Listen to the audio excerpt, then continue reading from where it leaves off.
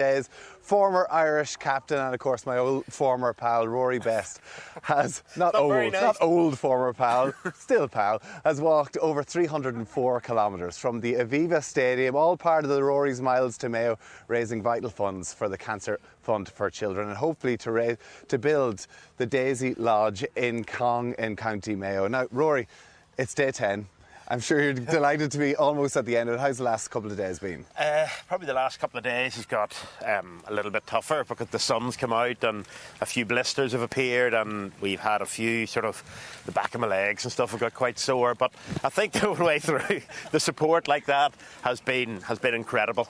Really, really incredible. And tell me a little bit more about the charity, the Cancer Fund for Children, Daisy Lodge, of course, in Newcastle, and what it will do for people in Mayo and people all around Ireland. So the charity really, there's two-prong approach to it. So the flagship is really Daisy Lodge Newcastle, which is a therapeutic respite centre for the families that are going through or just come off the back of cancer treatment. And at the minute, unfortunately, sort of 1 in every 7 families from Crumlin can go there for that sort of 2-3 day break, but there's 6 that can't because it just isn't the capacity.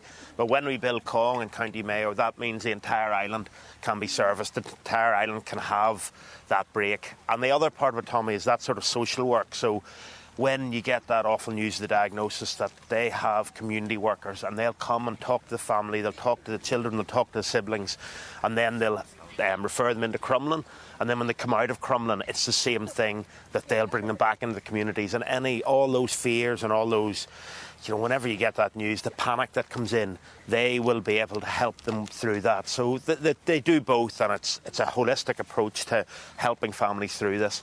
And as part of this, we've both been to the Daisy Lodge in Newcastle, the facility in Cong. It's an amazing facility, an amazing respite for people when the dreaded cancer does knock, unfortunately, on some people's doors. It is, and I think when you go up to Newcastle like we've been and you're in the Mourne Mountains and you understand the magic of it, one of the centres is called Narnia there, and it really does feel magical, and it's a time when, you need to remember that some of these kids are maybe in Crumlin for 6 months, and if they have siblings, one parent stays in Crumlin with the sick kid, the other parent stays at home with the siblings, and it is nearly the entirety of the 6 months that they're separated. So as a family unit, they get kind of pulled apart a bit, and then they come to Daisy Lodge, and that's when they get to spend time together. Mum and Dad get to spend time on their own together and get looked after while the kids are playing with other kids, and it's actually, we sort of think about cancer as being sick kids and you feel really sad for them, but when they go there, they're just a normal family, and it's the smiles and the fun they have that really engages you, and that's why no family shouldn't be allowed to have that time together. Absolutely, and over the last 10 days the support has just been incredible. We're seeing it even behind here today as well in Anadown Gaelic Football Club as well. But have there any stories that really have hit home to you to realise why this is so important? Yeah, I think, Tommy, that support's been incredible, but we've had, so on day 1, a young girl called Naomi walked with me, and she was only meant to walk a little bit but insisted on walking more and more, and eventually her mum had to take her out because she was going that afternoon to Crumlin to get chemo, and they're worried about her doing too much. Then walking out of Thomond Park, as a young lad, Alex, was telling me that he goes up for 5-day bouts now to Crumlin on chemo, and he spends 12 hours a day getting chemotherapy, and the rest of it basically being sick and sleeping and trying to eat something, and for 5 days solid. And he knows he's going at various points in time to go to that, to get that 12-hour blast daily for 5 days, and that sort of stuff is that's why they deserve to break afterwards. Yeah, the stories, it just shows why you've had such support, even at the Aviva Stadium, even at Thomond Park, the whole way along. I mean, you've had personalities, you've had sports people. Has it made it that bit easier having people coming out to support? It has, because the hardest thing is when you're walking through the villages and the towns and the city, you're walking through buildings, there's people everywhere, and it seems a bit easier. It's always a bit flatter as well normally, but when you're out in the country roads, when you have people with you, it's been brilliant. Even former teammates, that you know what it's like, Tom, when you retire, you don't get to catch up with them. but actually the support right across with Nicky Byrne at the very start.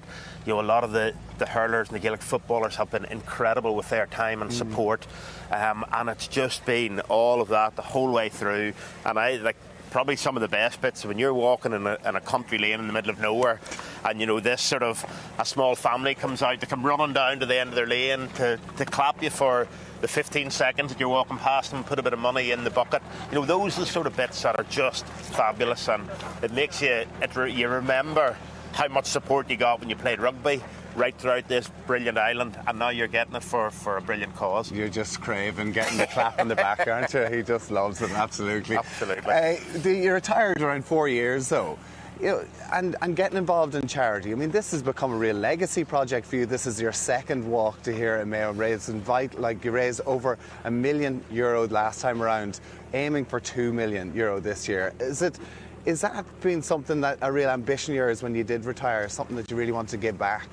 I think that giving back is probably the key bit. I'm a big believer that we were really lucky to have played sport, and we played it professionally, and you get a profile and you raise a lot of awareness of how great the game is, and you have a responsibility to grow the grassroots of rugby when you're playing. And I think when you leave and you retire, that there's a responsibility to give back to the game, but there's also a responsibility to give back to the community and the society that supported you and came to all the games home and away.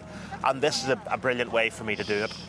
Really, really brilliant way to give back, use that profile for good and to bring people along with you. And look, from a slightly selfish point of view, I've really enjoyed working with the team here at Cancer Fund for Children again. It feels in a similar way to playing rugby, where I'm reliant on them, that team, to bring me along and to show me where I'm going, and they're relying on me to walk and put one foot in front of the other. And really, that's all you're good at, is really putting one foot in the other. We can't put you down as you've actually organised this, because we know behind every great guy is an even better woman as well. And Jodie, Rory's wife as well here. Jodie, you've been a part of this walk the whole way as well. You must be blown away by the support for it as well. Absolutely, the support's been amazing, Tommy, and it just makes it all worthwhile, every step worthwhile. And you've had Ben here alongside you. You've had Ben and Richie as well. Yeah. Or Penny and Richie, apologies.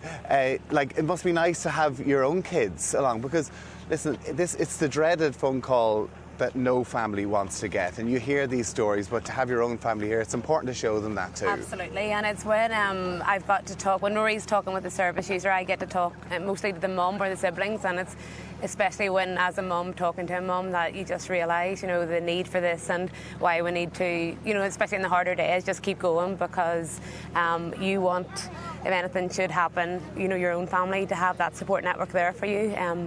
So that's definitely, that side's been tough. That's probably harder to deal with than the walking. Absolutely. That emotional side. And you probably do get the real emotion, the real stories, where people want to talk to Rory about the rugby, but they're the hard-hitting stories as well. But what you're doing is absolutely incredible. It is day 10, of course, of Rory's Miles2Mayo. He has raised over almost €700,000 so far. We are going to try and really push that up over the